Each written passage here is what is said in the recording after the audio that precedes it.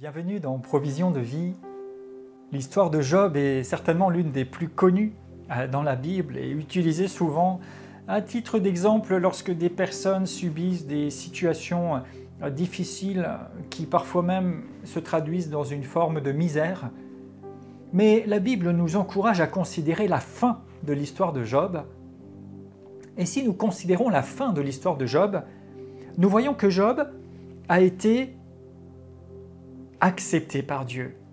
Il est dit dans Job au chapitre 42 et au verset 9, « L'Éternel eut égard, ou bien accepta, la prière de Job. » Au verset 10, « L'Éternel rétablit Job dans son premier état, quand Job eut prié pour ses amis, et l'Éternel lui accorda le double de tout ce qu'il avait possédé. » Donc il a été restauré, et restauré à un état supérieur, au double de tout ce qu'il avait, alors qu'il avait déjà quelque chose qui semblait être une richesse extrême.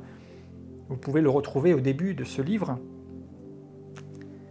Ensuite, il est dit au verset 12, « Pendant ces dernières années, Job reçut de l'Éternel plus de bénédictions qu'il n'en avait reçu dans les premières.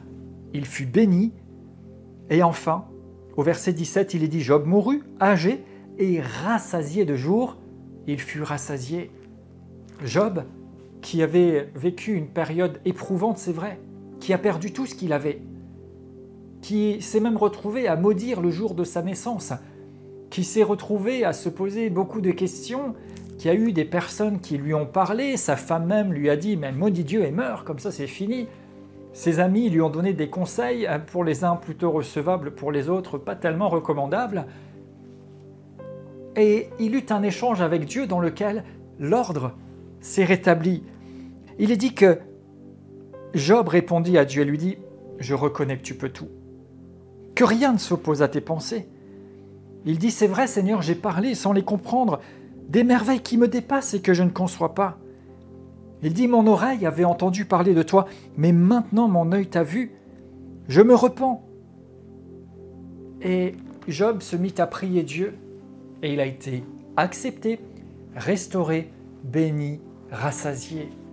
Même si nous avons pu passer des périodes difficiles, même si nous avons dit peut-être des choses parce que nous étions sous la pression et nous étions comme pris de toutes parts, si nous avons l'humilité de nous abaisser devant Dieu, de reconnaître sa grandeur, sa toute-puissance, que nous dépendons de lui et que ce ne sont pas nos possessions qui font ce que nous sommes, mais que c'est le fait d'être relié avec lui et de le connaître, de l'avoir vu, de l'avoir expérimenté, alors nous pouvons être aussi acceptés, restaurés, bénis et rassasiés. Je déclare que vous êtes humbles devant Dieu, que vous reconnaissez que vous dépendez de lui et qu'alors vous êtes acceptés, restaurés, bénis et rassasiés. Amen.